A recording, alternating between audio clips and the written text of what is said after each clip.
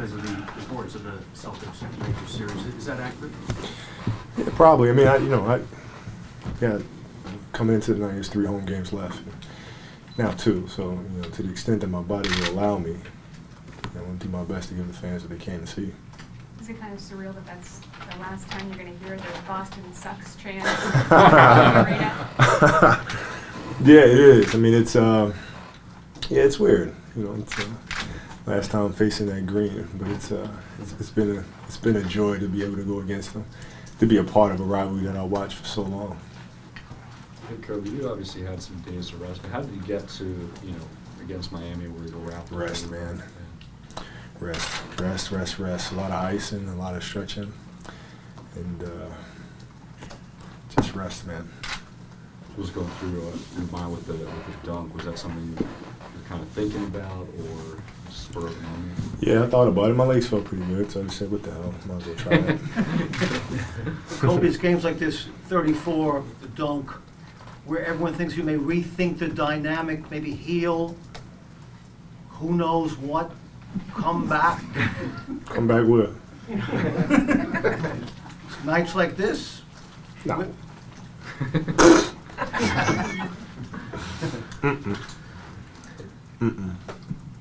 Not a chance. You could play Boston every night with? I'm good. Not a chance. Kobe, you were calling for the ball. Did you really want it tonight? And out of respect for the history of the Lakers-Celtics rivalry, was it a little extra pep, you said? Yeah, I mean, there's a little trash talking going on too between the young guys over there, and hearing that exchange between them got me juiced up a little bit too. It was fun. You talked about your relationship with Bill Russell. What type of mentor has he been to you? And I guess what were the biggest lessons you've learned from him? He's been an unbelievable mentor, and especially from the standpoint of leadership and understanding group, team dynamics, and some of the experiences that he's went through, and how he was able to manage some of the teams that he's played on and some of the difficulties that he might have faced. And he's been an invaluable ear and voice for me in my career. I guess what are the dynamics that he's kind of talked to you about? They're all different. So of course he's won a lot of championships. We all know that. But every championship team that he's been on all had a different dynamic, all had a different challenge that he had to deal with. From teammates not seeing eye to eye, getting guys to fit or believe into their system or role, dealing with success, pulling a team out of failure. I mean, all those things have been things that I've gone to him for. You've spent, I guess, probably the last 8 or 9 years now looking at younger players in the league and seeing that. When you came into the league, how long did it take you to feel like you really found a voice that was true to yourself, and a way of carrying yourself that was true to yourself, and all that, so you were really comfortable? I think it just comes with time, and it comes with age. It's interesting when you first come in the league, you're really trying to figure out what's what, what's the right thing to say, what's the wrong thing to say, trying to avoid conflict or controversy. And then as you age, you kind of realize that no matter what you say, there's always going to be conflict, always going to be controversy. So, the best thing to do is just be yourself. And, if there's going to be controversy or conflict created, at least it's being created from the person that you truly are versus a version that you're trying to present of You sort of yourself. spend a lot of time feeling that out, sort of almost like you said, pretending to be things. No, it's not that you're trying to pretend. You're trying to always put the best version of yourself forward, versus what I've been able to do in later stages of my career is just be me. If I think it's a stupid question, it's a stupid question. If I feel like if I'm moody today, I'm moody today. It just is what it is. Kobe, ¿qué significa para ti como jugaste contra un rival como Boston al final de tu carrera? Es un gran sueño para mí jugar contra de Boston en los finales 2 veces, y mirando el rival de Magic en todos estos años cuando era chiquito, y ahora para terminar mi carrera en el último partido contra de Boston es un sueño para mí. ¿Qué ha significado Boston Celtics históricamente para ti, para que seas un líder como has llegado a ser? No, significa todo para mí. En el 2008, contra de ellos, es un momento en mi carrera que me paró mucho como ser un líder y como ganar otros campeonatos. La final que le ganaste que le ganaron a Boston en 2010, Sí. fue quizás uno de los mejores momentos de tu carrera. Es el mejor momento, de toda mi carrera, seguramente. With Gary Beatty being honored tonight, what do you think about all the times that you've spent together? Just, what has he done for your career? How has he made you, a better player? It's a very, very long answer. I was just really happy, to see the ovation he received.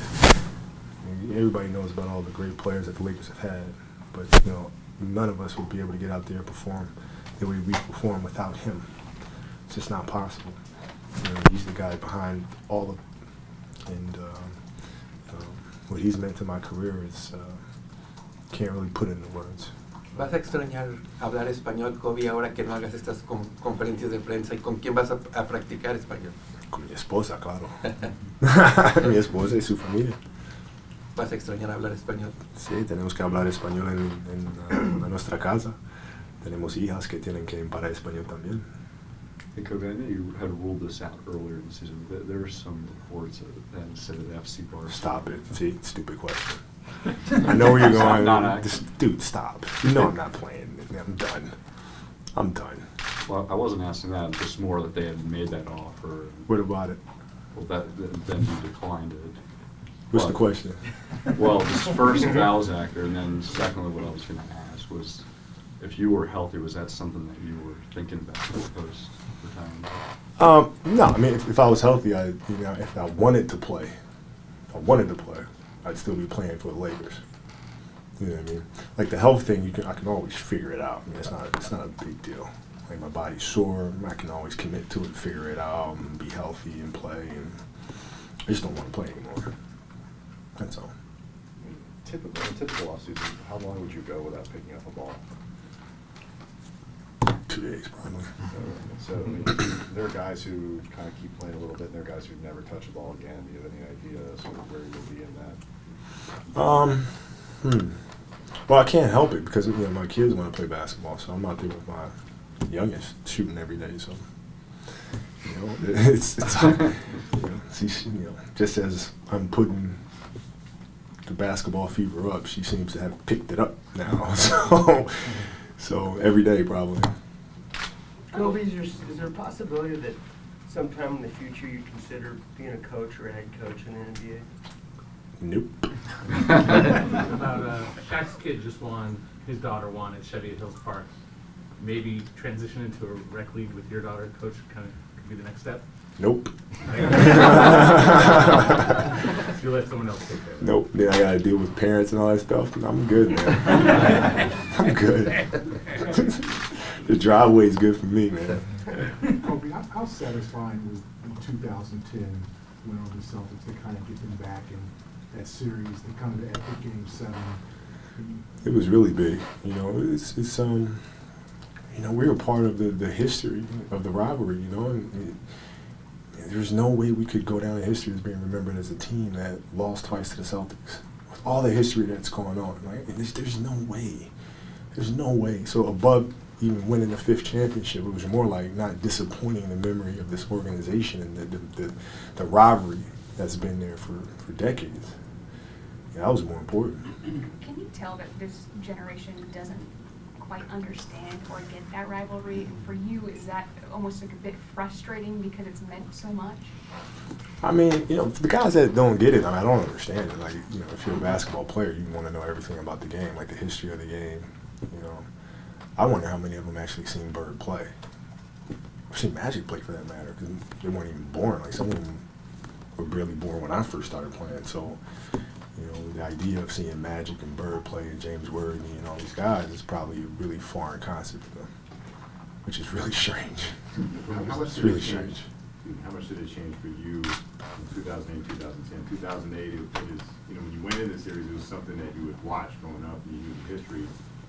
2010, it was, now you were part of it. You had a loss, and then you'd face them in the finals before. I'm wondering what the difference in the rivalry was for you, having been through it once when you got to it. You know, it was still, it's like a very beautiful thing to be a part of it. But also, you know, it was the pressure and understanding what this finals meant, especially 2010, because you can't lose twice to these guys. I don't care how many Hall of Famers they have. It just can't happen. There's no excuse. And so, as a team, we completely understood that. I understood that.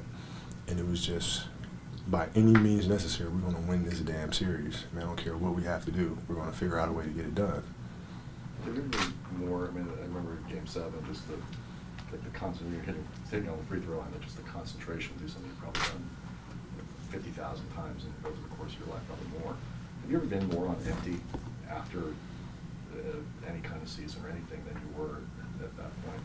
No, that was the toughest. My knee was messed up throughout the playoffs, and had to get it drained and all this other stuff, and I could barely bend it. Finger was broken. There was a lot of stuff going on.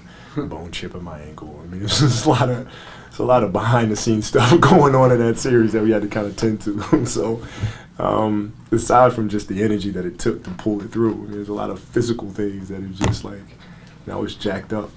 The psychological end of it is always interesting. I mean, it really did seem like you were just, that was it. Like if there were a Game 8, it would have been a problem.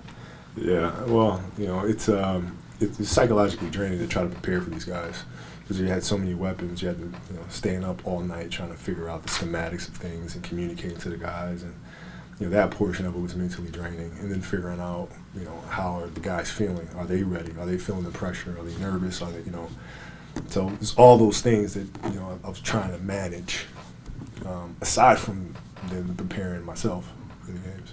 I think you've said this before, but was 2010 the most important championship to you? Yep, no question about it. No question about it. No question. Because to lose that one and to be 0-2 to the Celtics, that is a non-negotiable.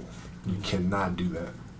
Kobe cut flesh, cut bone over the last 20 years. Gary Vee's always been there at your side. It was very profound moment physically with Gary Vee that you remember in your career?